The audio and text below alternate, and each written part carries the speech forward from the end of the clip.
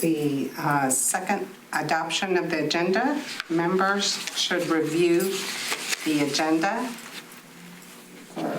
before we proceed.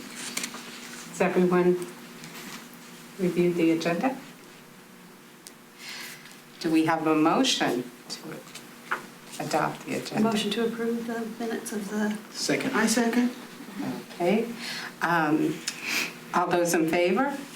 Aye. Okay, thank you. Next, we have the minutes. Has everyone looked at the minutes, reviewed the minutes? Yes. Do we have a motion? You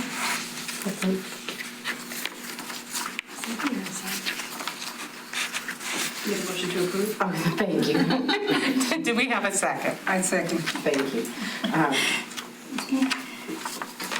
If we can vote with motion.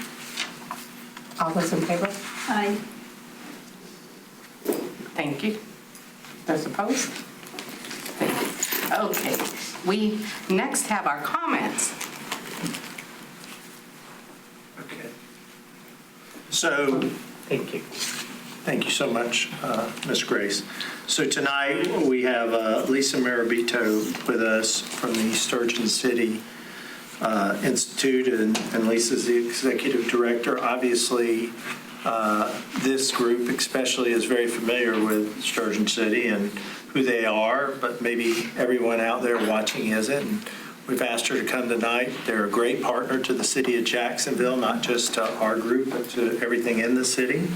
And we've asked Lisa to come tonight and talk to us a little bit about where they've been, where they're at, and where they're going. So Lisa? Okay, well, fantastic. So hi, I'm Lisa. We actually aren't the Institutes. Thank you.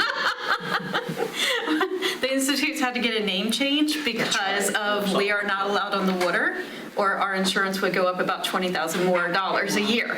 So we pay about $25,000. If we did the Institutes, it'd be about $45,000. So we had to hop out of that. But anyway, we happily host the Institutes every year and gift the building and the space and do all those fun things that we still do. We just don't operate it. So anyway, we're Sturgeon City. I am Lisa Marito. I'm the executive director. I've been the executive director for a little under 2 years. But my son, the reason why I have such a great love for it is my son attended since 2010. And when he was 6 years old to about 12 years old was when he was in everything. Like, I couldn't dig him out of the place. Because the first time we went there, he pretty much said, "This is my place. This is who I am." Because we have been in sports, we have been in swim camp, we've been in Boys and Girls Club, we've been in all these different camps.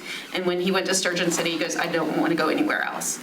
So that was, I found love there from seeing him have love for it and everything. And so I want to aspire to have everybody have that little opportunity to have science kind of like pop for them. They don't have to fall in love with it, but we want them to have fun with it. So just, most of you probably are aware of Sturgeon City's culture, but just for the audience that may not be aware, Sturgeon City is located on the city of Jacksonville's old wastewater treatment plant. The water treatment plant was stood up in the 1940s in response to Camp Lejeune. But it ran till about the late 90s, 97, I believe is when it was shut down. And there was a hog waste spill in that time period, and there was no detriment to the river because the river was already so dead. So the city took ownership of what had happened to that area because they were just not able to keep up with about 1,000 population in the 1940s to, who knows, I think 30,000? 73,000. 73,000 in the late 90s. And so anyway, the city went ahead and they cleaned everything out, shut down the wastewater treatment plant, built the second largest land use wastewater treatment plant this side of the Mississippi out in kind of by Burton Park in that area. And since then, they've replenished all the wetlands. They have done everything. So by a year and a half, or by 2001, after the river being shut down for recreational fishing, it was back open. So it was shut down for 20 years. Within 1997 to 2001, they were able to replenish it back with oyster highways and aerators. And so the city was able to do all of that. We were created, Sturgeon City, the nonprofit, was created so that we could continue to teach to never let that happen again. So we tell the story of Sturgeon City to pretty much, on average, 95% of the people that come through Sturgeon City. Not the event people, but of our children program mission-based. So every field trip usually chooses a wetland walk as one of our science stations. And because we have field trips, we usually have about 100 field trips and outreaches a year in addition to our programs. And so that wetland walk gets told about the history, and then we also talk about the estuary. We get water from the bay, and we bring it up, and we can look at microscopes, do refractometers, and check the salinity and all of that stuff. So that's one of our field trips. So we just redid our, because we are no longer on the river, so we had to change our mission a little bit. So our mission is still to champion our environment. We'll never move away from that. But we also did do a lot of STEM education. We've added the A. So we are STEAM, which is science, technology, engineering, art, and mathematics. And we're going to shape future leaders and stewards of the environment and sciences. So our big vision is to just make sure that connection's there. We really try to make sure that everybody is aware of environmental education, that we are a non-formal learning center so that they can have fun, and we lower the barriers as much as possible so that everybody that wants to attend science or STEAM can do that, and environment. So our programs, we have a rich amount of programs. Homeschool science, we do the top five happen September to May. So homeschool happens every Thursday from 12 to 3. We just had it. This week was all about the environment. All of April's all about the environment because we have Earth Day in April. So next week we're learning all about the wetlands and all of that stuff associated with us. This week was about solar power, and all different types of power that you can use to be eco-friendly and carbon neutral. Sturgeon City Sprouts is our 1 to 4 year olds. It's a Parent and Me program. We started that this year. We have Little Learners, which is our preschool program, 3 to 5 year olds. Teen Science Cafe is a free thing for our 13 to 17 year olds. We have a science professional or STEM professional come talk to the students about their profession, and talk about their career pathways, the negatives, the positives. Almost every one of our students want to either be a marine biologist or a veterinarian, and then we're very honest that you may not want to be a veterinarian if you love animals because it's a rough life. So we have we try to be incredibly open with them because this is what they're going to be committing to. So we've had a shark biologist this year, we've had dental, we've had orthodontist, we have different doctors that come a lot over from Onslow Hospital. We work really closely with them and stuff. And then we have a Spanish program that's open to families that is free. It's our program de Ciencia para Familias en Español, so it's family Spanish program. And then we have sensory science for our low sensory, sensitive, autistic, neurodivergent people. And then we have Spring Bake Camp, which just happened. It's a week-long camp. Each day was a different. Biology was Monday, Tuesday was chemistry, Wednesday was geology, Thursday was engineering. I'm forgetting one. But then we have 8 weeks of summer camp in addition to that. So we have all through the entire 8 weeks, we have 1st and 2nd grade as a singular camp, 3rd and 4th grade as a class, and 5th and 6th grade as a class. Twice during the summer, we have kindergarten classes, and then twice during the summer, we have middle school camps. In addition to that, we do have the institutes attending, and we also do field trips on top of all of that. So a lot of Parks and Recs will come to us, Boys and Girls Club, the Duke Marine Lab's coming to us 4 times this summer to do some of our science stuff. During the summer, we also have Ignite STEM. That's for our very advanced high school students, 14 to 17 year olds. We work very closely with Onslow County schools. Last year, we taught coding. They taught coding. They taught marine sonar technology, so mapping the bottom of the ocean with sonar.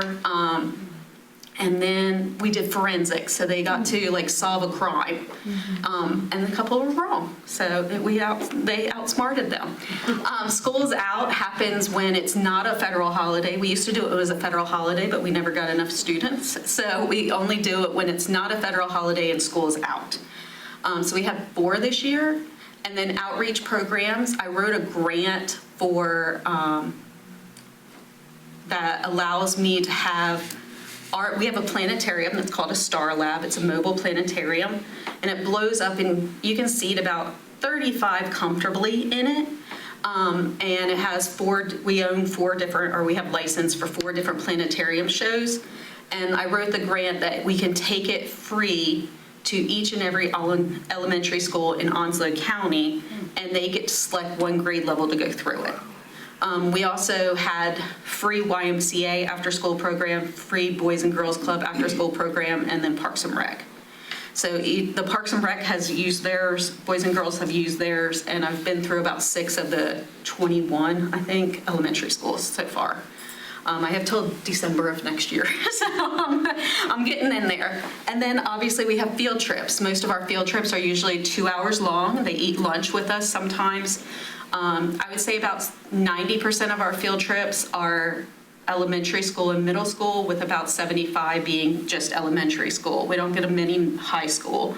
But they pick science stations. So today we had a field trip from Living Water Christian Academy, and they picked the planetarium. They learned about sharks. I'm gonna lose my brain.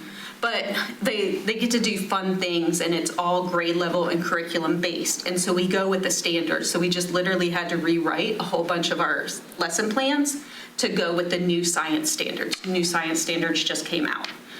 So we're working on continuing, we're consistent with those so that the teachers will want to come to us. In addition to our programs, we do quite a few family-based or Sturgeon City Nation-based events. So first we started with Family Bingo. We had a really great turnout. We probably had 300 plus attend that.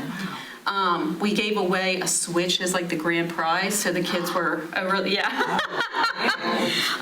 for the adults, it was a 2-night stay with like, at Hilton Garden Inn with like a honeymoon suite, almost like a weekend getaway. We had this last year and this year, we've done the homeschool and private school science engineering fair. A lot of our Onslow County students have their own engineering fair. But we didn't have the homeschool and private school didn't have the option, so we opened that up to us having a space for them to compete against each other. We had a cleanup day. We actually received about, I think, 8 33-gallon trash bags full of stuff, and then quite a bit of recycling, which we separated, and then we kept all the bottle caps because we're going to do an art project with the bottle caps. In addition to that, we have Earth Day coming up. It's our big boy. It is it's coming up Saturday, April 20th from 10 to 2. It's a free event. We'll have face painters, food trucks. What we do is we do science stations at it. So it's also DNA Day, like 4 days later. So we are mixing in where it's a competition to make a DNA replica.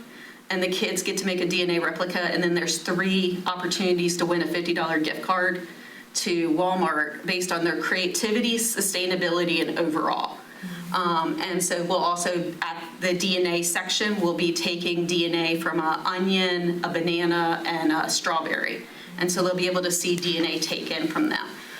And then we also do where they do seeds and they learn all about these things. And we have a lot of partners. So we have the Parks and Rec from the city and the county there, and they'll be doing also activities. After that, we have Celebrating Black Scientists. This will be our first year for doing that. We're going to have Black science speakers that are local to this area, talk about their careers and their pathways. And then we're also going to set up stations about Black science icons and their innovations, and set them up so the kids can do experiments with those innovations. After that, we have Lego tournament during the summer. There's a picture on there. I partner with Onslow County Parks and Rec in their summer programs, YMCA's programs, Boys and Girls Summer Camp programs, and the Onslow County Library programs. And they all come and compete. They have like 30 minutes, and I'll tell them a theme to build. So last year it was like a biome, and they chose a biome to build and the animals in the biome. And then they won based on that, more Legos. So they love it though. After that, we have our Summer Bash, which is our signature kind of adult event where we have a band and barbecue and we have a good old time.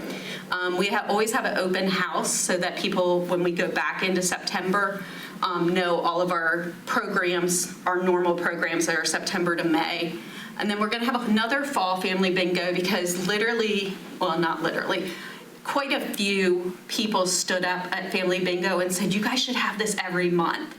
And I was like, not at all, because I have to go hunt down those donations. Right. But I said, let me see what I can do. So we're gonna do a fall one. Then we are also gonna have another cleanup day that coincides with National Cleanup Day. And then we have Spooktacular, which is, I love. It's kids dress up, and we usually have about a little over 300, and they'll come in and trick or treat at each booth and get a piece of candy, but they also have to do a science experiment. So we like dissect a pumpkin, or we throw body parts and they have to label them into like a cauldron or something like that. And then we have Mr. Skeleton, and they put the body parts with them. And they get a participation thing.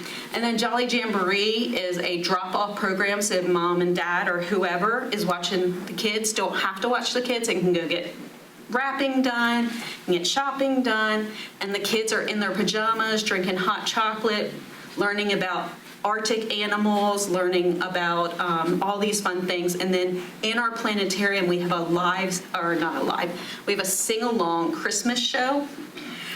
And it is fun. You can all bring your family and you can come to it by yourselves. So we blow it up all the time. So we have Let It Snow shows all through December. You just have to call us and say, my family wants to come in, and we'll try to make it happen. So all of that last year equaled a little over 14,700 participants, which was up from 9,000 the year before. So we increased by 63% from 2001 and 2002, which is our fiscal year, to 2002, 2003. We also increased our program offering by 23% attendance.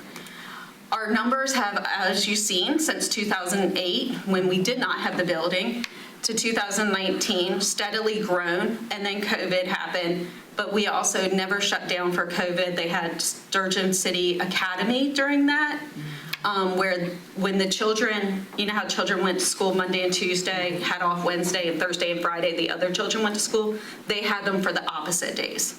So they had some place to go. And then during Florence, my child was a part of the ones that went to Florence because a lot of the schools were shut down for almost a month. So Sturgeon City opened their doors to have camp and stuff available for them. So they never really shut down. But this year, we're also doing amazing. So far in 276 days, we've had 190 programs. That includes our field trips and our outreaches, and we're already at 13.5. And then we're adding new exhibits, and I've passed around a sheet of paper. We got an art grant of a mural. This is the concept. I'm waiting for a true approval, but around the front clarifier as you enter Sturgeon City, it's about 4 foot tall, and it's got a sprinkler coming out of it, and most people see it, and it's what you see when you look through the windows at Sturgeon City at the event. And it's going to be a beautiful wetland mural to go along with our wetlands down at the docks and stuff like that. So it's going to have all of our local native animals and flora and fauna, stuff like that. So this year, like I said, we started Sturgeon City Sprouts. And honestly, we're having to cut off people from coming because it's so popular. So we're like, no, we can't have that many children and adults in this one room. So, but it is fantastic. So our first one was where we made a pumpkin patch, and the children ran out and picked up a pumpkin, and then they brought it in, and we dissected a pumpkin, but their pumpkin they painted and got to take home and stuff like that. So we taught them about all like fall leaves and why leaves change colors and stuff. So we just start them off on science, very easy, but it's a parent and me or a caretaker and me program. So then our rentals, we had an amazing amount of rentals last year during our fiscal year. We were up of 71 rentals in 2021 to 2022 to 99 rentals last year. And that's not us. That's when people come in and rent the building. And that's a revenue creator for us. And so those 99 rentals had about 15,000, a little over 15,000 people attend. And we had 624 overnight stays associated with those. So far last fiscal year, that's July 1, 2022 to June 30, 2023. Of those 365 days, we did 381 programs and event rentals. So we are never not busy. So like there's certain days, like we had a field trip this morning, we had homeschool this afternoon, and we had 3 event rental meetings today. Then we have 2 event rentals on the weekend. So, and we'll have event rentals on Tuesdays, Thursdays, Wednesdays, and stuff like that. So this year so far, we've hosted 63 events. Sorry. Oh, I have a quick question. Sure. If you can go back to that last slide with the overnight rentals, can you specify and give us an example what that is? Sure. So like we have a lot of weddings. Okay. And we have baby showers, and we have 60th birthday parties or celebrations, and we have all of these things. And when we give the contract to the contract signer, we say how many people out of town will be coming in. So we have a lot of events. So for tourism. So it's not associated with like sports commissions events and stuff like that. It's more like the fact that we're having the wedding and we're able to host the wedding, how many people are coming in for your wedding. And so we take those numbers and we calculate them at the end of the year based on the participants. But like we have a lot of community events, which I'm very proud of. And so like we have the AKA's Christmas ball or holiday ball each year. Well, I know they have quite a few people coming from theirs and stuff like that. So beyond the weddings, it's also the community events that will get people in. And then Jazz in the City's hosted at ours. So we do actually, I know that's double collecting, but we collect our numbers just the same. But we also don't ask for money. So no one is actually like having like an overnight function? No. We close down at 10. Okay. Events stop at 10 and they have to be out by 11. We're an environmental center and I got to get up tomorrow. So. But it does sound like that you have a lot of events over there Yes. that are destinations. Yes, And correct. not just destinations for residents of Jacksonville. Correct. Whether it's extended family or friends. Yeah. Obviously, they're spending the night. Yeah, coming to we these. actually That's awesome. we have 3 high school reunions on the books for locals, but not all those people are local anymore. Right. So we'll have those people come back in also, and so we'll say how many people are out of town. We had General Gray's event at our 95th birthday, so there was quite a lot of people that flew in for that or drove in for that. And so there's just different events that are not large enough to have a tourism-based thing, but it has a lot of room nights associated with it. So, and then I work very closely. So like I believe it's next week, we have North Carolina State Soil and Erosion doing a 2-day training at our place. There's 65 room nights associated with that one. So they're staying over, they're doing a full day, then doing overnight and doing a half day, and everybody is going back across the state and everything. So I work closely. I have a hospitality person on the board. And so we work very closely with them and all the hospitality people to say, hey, I have this group coming in, what do you have? Kind of stuff like that, so. And they can't give away 65 rooms, so it goes to multiple ones. Yes. I have 2 logistical questions. Sure. With this many programs and all that you do, what is the size of your staff, full-time equivalent, part-time equivalent? Full-time, 3 of us. Part-time, about 20. Part-time are there as needed. Would I love to have about 6 more full-time? Yes, very much so, because I work a lot of hours. But that's okay. I have a lot of passion and love for what I do. But if I die tomorrow, you need 2 people for my space.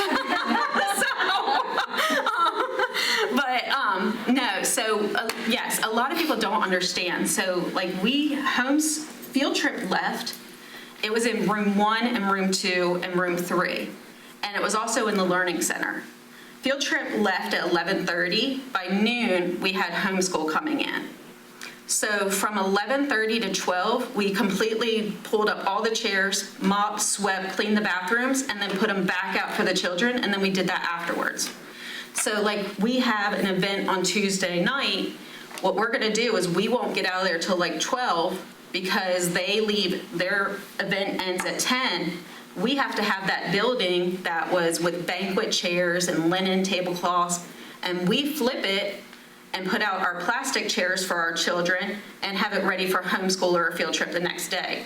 And we have to put away all of our exhibits, and they have to go hidden, and then we have to pull them all back out. So when the children walk in, it's a magical place again. So yes, it is very logistic heavy. Yeah. When you have a rental, whether like a party or what, is there any requirement for your staff to stay on site during those events? Yes, I always have an event manager. And no, we're the ones that are consistently cleaning. We never give you the keys and leave. If you just like turn it over to the... No, we never turn it over. So you're always there. We're always there. There's usually minimum 4 people there. Because even with a 1-room rental, I have an event manager and I'll have 2 or 3 event attendants because we take out the trash, we do the bathrooms, we do the mopping, sweeping, cleaning. So the entire time we are consistently there. If something goes wrong with the AV and stuff like that, we never leave. Nobody ever gets our keys. Sure. When you have evening events, do you have security? Some are required to have security. It's in the, not everybody is required to have security. If there's drinking, obviously we'll have a little bit more, and based on the size, there'll be a little bit more. But we're also the bartenders. So we have our own ABC license. So sometimes we're teaching kids during the day and we're slinging a mixed drink that night. And believe me, you'll see me behind the bar a lot. It is, but we don't have a blender, we don't have a shaker, it's literally just soda and a drink. Don't ask us for anything fancy. I don't have time to clean a blender, so. But yeah, so for a lot of events, we do bar service too, and that is the only additional cost. So for our building, for about a 320, which is what's comfortable in there. You can go to 360, but you have to scuff in your gut to walk between chairs. So 320 banquet, full building, except for the conference room and the office, is $3,000 for 8 hours. So we are very good priced for the area. And then also on Tuesdays and Wednesdays, I give a 30% discount to nonprofits. Because we're a nonprofit, so I hope other people love nonprofits. So, did you have any more questions, or I'm gonna keep going? Sure, go ahead. On the STEM program, I guess I'm asking, the folks that you get, the kids that you get, you go into the school system to get them, or is there a criteria or requirement No. for them to come off the street? What happens? No, so they're all just programs that are open. We have a website, and they can sign up on the website and stuff. And we do work with Onslow County Schools. I put out flyers through them. I have Michelle Chadwick, who's the STEM, the Advanced Learning STEM coordinator for Onslow County Schools on my board. I butchered her title, but she's amazing, and we work very closely with her, and that's who helps us with our Ignite STEM and stuff like that. So, but no, it's our homeschool children, it's private school children, it's anybody, and we actually have a lot of children. We have Carteret children that come to our homeschool program. We have Pender County children that come to our homeschool program. So we actually have a very regional-based area because we were one of the first that started homeschool stuff. I mean, there's a lot more now, but so we have a lot of passion towards us and loyalty. Great. The other question will be offline, but it's about presentation. This was a great presentation. Okay, well, thank you. And with some other organizations, if we could get you down there to do this presentation. Okay, I would love that. That'd be great. I would love to share how amazing we are. I'm going to scoot a little bit forward. So I did say that we have multiple bookings in 2025. We just booked a wedding for October 2025. We have a Jacksonville high school reunion in June of 2025. So we have a lot. And then Jazz in the City will always sign the paperwork for before the next year. They do love us, and I appreciate that because we like them. So we've donated rentals. We also donate rentals. When the USO was shut down due to Florence, we donated a one-room rental every quarter to them. Sheriff's training, we didn't completely donate, but we softened the price quite a bit. And then we have a lot of Onslow County Schools training. So we have teacher trainings and IAG, AP training, stuff like that. We also have, not this weekend, but next weekend, we have a robotics expo. So all of the middle schools and elementary schools will be at Sturgeon City competing with their robots. And so we'll probably at least have 500 people there that day. So I forget which one's competing first. I think middle school is competing first and elementary school is competing in the afternoon. We did it once last year with everybody and we said never again. And then as I said, 30% off to Tuesdays and Wednesdays in nonprofit and city functions. So our city partners that you guys are, and get 30% off if you guys want to do training and stuff there. So we've had, as of April 2nd, we've had 276 days and we've done 253 rentals and programs. So we're a little bit behind, but that's because COVID in October and September shut us down a little bit. It's not shut us down because we were still there, but we had a lot of cancellations due to concerns. So our financials, I'm just going to tell you really quickly because you guys can read over it. We generate revenue mainly from 3 areas. Programs and owned events is one. So some of our programs are free, but most of them aren't. We feel like you have to have skin in the game to show up. The event space rentals, so when other people come rent the building, and then grant support and foundation and individual support. So those are our 3 main revenue sources. The program and owned events, it's really field trips and camps that do our best. Most of our programs, we do negative, but we feel that that need is important and there. So like sensory science, we'll maybe have 4 families come, but if we have 50 families, it wouldn't be sensory science. So you sometimes have to be in the negative for certain good things. So the environmental and appearance, why I'm here. So one of our biggest things, obviously environment, is who we are. We share our story and the story of Sturgeon City and the story of what the city did, which still as a non-city, didn't grow up here, blows me away that the city did that. But in the last cleanup, we had 8 bags, like I said, and a whole bunch of recycling, and we saved the bottle caps. We are also, my next big thing is raising money for a future outdoor classroom and pollination garden. So while the building has allowed us to have field trips all year long, because we used to not be able to have field trips all year long when we only had the Learning Center and admin building, because sometimes it got cold, sometimes it got rainy. They miss really going outside. They miss a lot of going outside. So we do normally take a wetland walk, but we don't have a covered area anywhere beyond the building. And if we pop up a 10 by 10, it doesn't work. So I'm really looking at getting true shade structures that are at most of the Onslow County schools and Jack Amanette and stuff like that. Permeable pavers so that we can be very environmentally conscious, having rain gardens, having pollination friendly plants, having ADA compliant raised garden beds so that we can have our senior citizens come out and help tend to them. It could be like a field trip for the senior center, having obviously the level for our children, but we would only really grow plants and herbs so that we can bring back a lot of our native things. And then this isn't specifically for y'all, but I have a help you help because I give this out a lot. So anyway, if anybody on G10 wants to help, please donate to us. You can donate for a student, you can donate for a week of stuff, you can donate to a program. We have a lot. We would love to have family bingo donations or silent auction donations. Advocate for us. That's what I would love if you all did. Share who we are, share our mission, share our Facebook. And then if y'all want to volunteer, we always have volunteer opportunities. And then, thank you. I will go over one other thing. We are starting to do a lot of art around Sturgeon City. It's going to be, so we were just gifted a metal crab from a metal artist. And it's like a blue crab, and it's probably about 36 inches, so I'm going to figure out how I can bolt him outside. But he's also designed us a sturgeon-shaped bug hotel. So we're going to put that outside, and the kids are going to fill it up with bug hotel stuff, so that bugs can have a house and so that they can live in these places and stuff.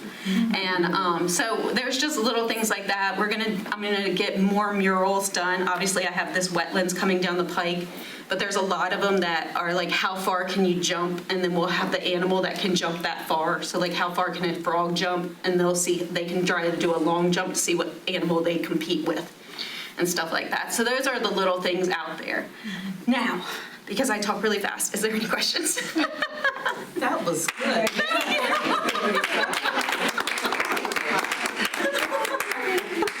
Thank you so much. We need for you to come to the city council to give some of our other staff competition. I will, okay. I'm all for that. This was fantastic. Yes. I'm sure that the council would Yes, ma'am. love to Do you hear. take donations of art supplies? Look, I'll take half-used pins, okay? The reason I asked, Yes, my ma'am. husband was really involved in art. Yes. And I may have something I can donate. We have a room full of popsicle sticks and straws and art donations, and I'll even take cotton balls. Seriously, a lot of when our parents come, because they don't always, some of the parents with a lot of the homeschools, not public schools, but a lot of the homeschools, it's always the parents that are attending. And so it gets very costly when they have multiples of kids. So we allow them to donate to us, so whether it's a ream of paper or construction paper or a half-used pen, I don't care.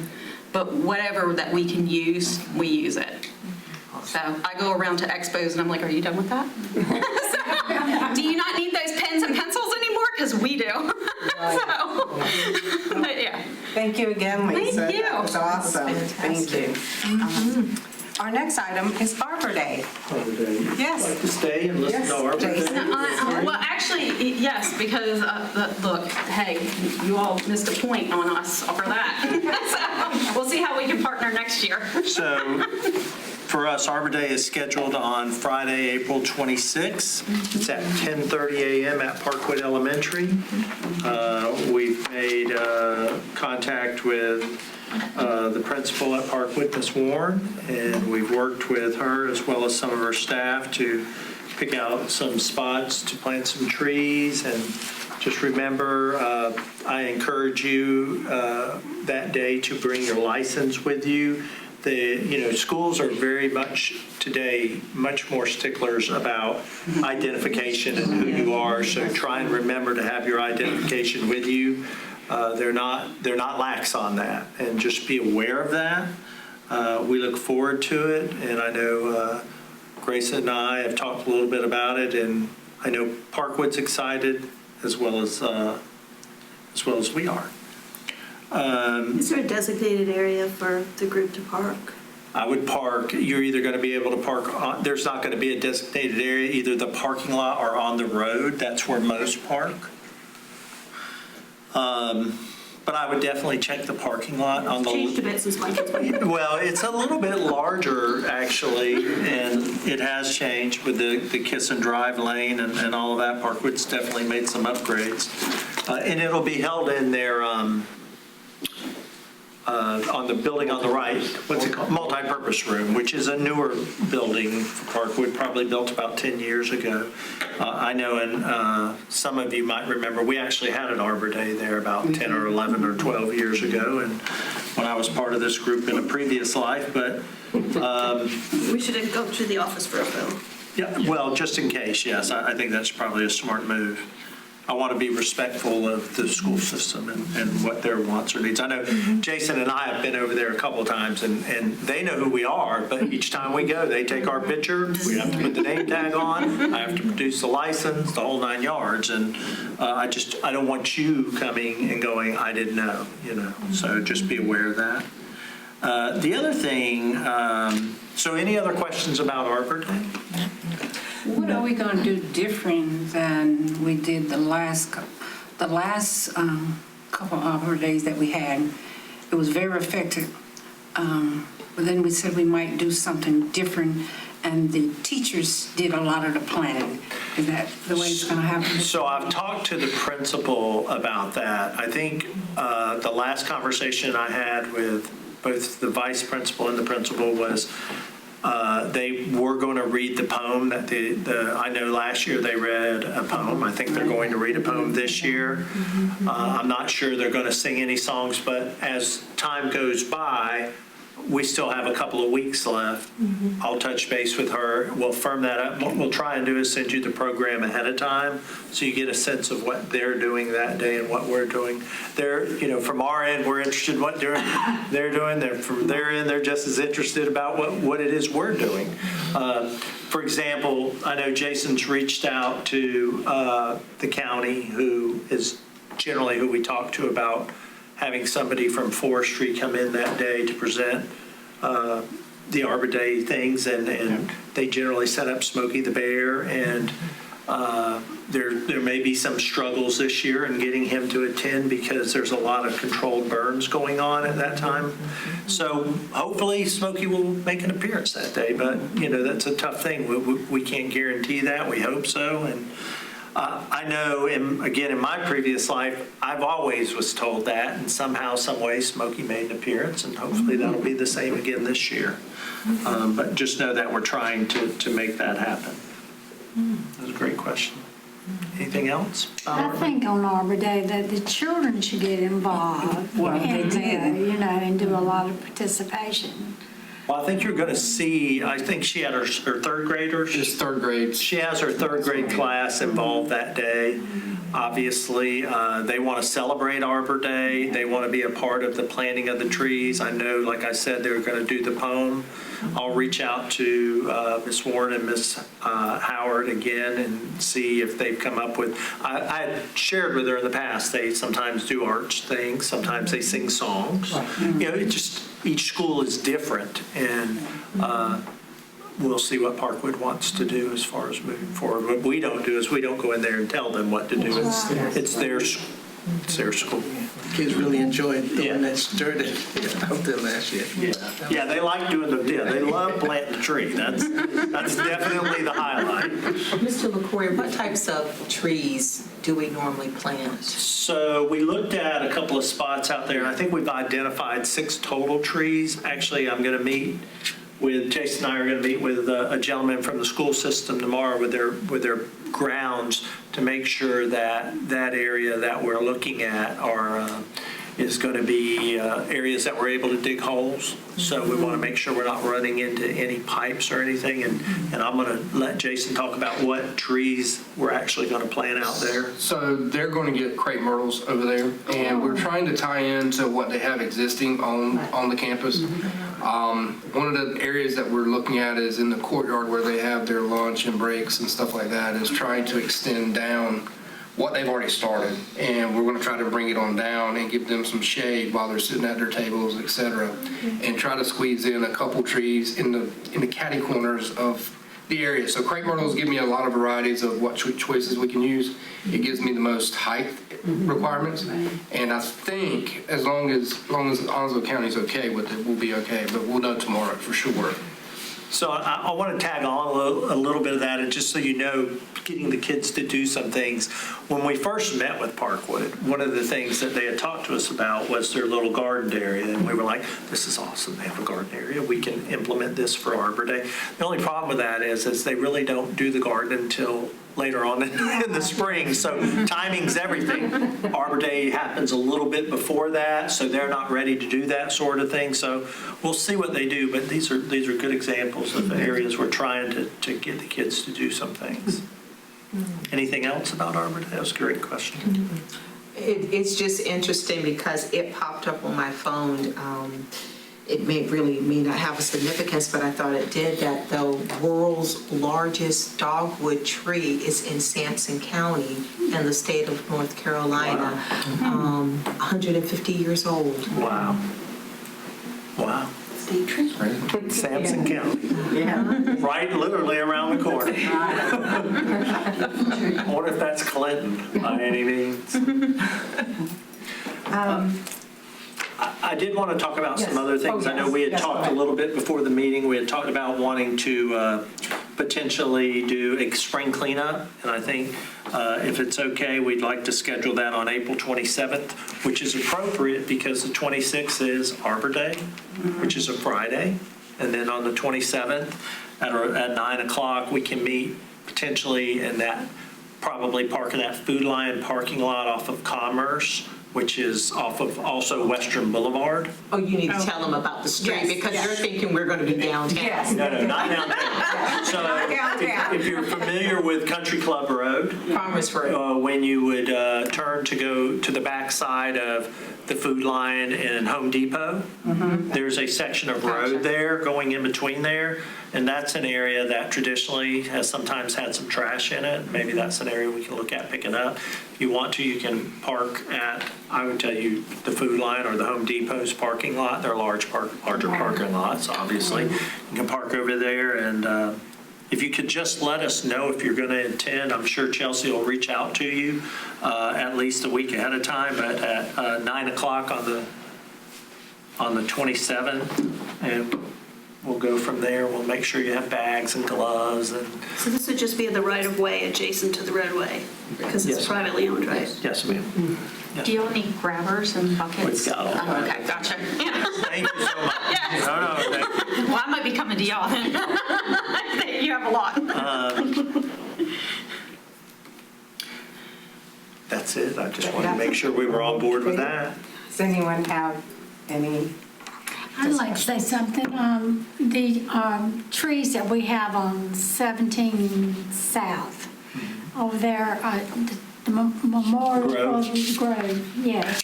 I came by there one night and it was pretty dark, so I would have a good look at the lights. Those lights are dimming some. It's also, there's solar, so some of it has to do with what the day is too also. But that's the only way I could get lights out there without pulling all kinds of power, unfortunately. Yeah. But we'll look at them at nighttime, because that's the best time, obviously, to look at them, because we'll have issues, obviously, mowing grass, et I'd cetera. gone by there one time, they looked really good because they were lit up really pretty, but I didn't know why they were fading. And we should have longer days now, so that should even help a little bit more. Hopefully, the shorter days, the less they're going to. Jason, are they nickel pad? Are they the rechargeable nickel Yeah. pad? Because I have them at my house too, and if you wipe off the sensors and Yeah. replace the battery, they brighten right back up. And another thing, the state is supposed to supply a great big sign there. We still don't have a sign there. Yeah, I'm not sure. You mean at the Grove? At the road. I think the city was doing that, weren't they? In conjunction with North Carolina DOT. Yeah, it's supposed to be state. So I'll talk to, I guess, I can talk to Anthony about that. He's over Yeah, ask transportation. Mr. Prince about it. I'd be happy to. I mean, the last time, it's always funds. And I'm sick and tired of it when it was brought up and we had talked about the road and they were going to do it. And this was before Dr. Woodruff, like 10 years ago. Well, it's like 100,000 vehicles a day drive by it. Yeah. Of course, we Exactly. should Yes. have it named in Yes. honor of our Marines. It Yes. needs to be named and we need to don't we don't need to put it off any longer. If there's any way we can get it done. I'll definitely talk to It needs to Mr. be Prince done. about that tomorrow and see where that stands. And if he doesn't know, we'll find a way to get it Nobody started. knows except the people in Oswego County. Well, you know, what it's about. I do know that there was signage talked about, years ago when we developed that piece of property. And I do know there were challenges with bringing lights onto that property because of the way the traffic. Yeah, the linear line. Right. That I know DOT had some concerns about lighting a sign, and that's one of the other reasons you see the type of lighting we have out there. But it doesn't mean that, the glare, obviously, yes, thank you. But we can definitely stir the pot and get that conversation started again and find out where are we on that. Right. Well, and I say this just about every meeting. We are a transitional community. We have, tens of thousands of new people in our community every 16 months, and they don't know what they don't know. Right. And we used to, send messages with, JPD. People think, oh, you're putting that out again. I'm like, yes, for people who don't know about this topic or You that. can imagine how many people drive by that and Oh, say, yes. I wonder what that is. Right. Something's going on. You come from 17 South, Right. back in Jacksonville. That's one of the prettiest sights I've seen. It is, it The looks good. roses and all that is absolutely magnificent. It needs a name on it. For the honor of the Marine Corps of the United States, it needs to have a name on it. I believe they have a new committee, city committee, signage is one part of it. Is that right? We've been looking at the UDO and signages Yes. the city Okay. council has. Yeah. But that shouldn't affect what we're talking about. Right. Thank you, I'll bring it up. Be happy to bring it up. Thank you, Sunshine. Yes. Well, if there's no other discussion, our next meeting is going to be on June 6th at 6 o'clock. Is there a motion to adjourn? Motion to adjourn?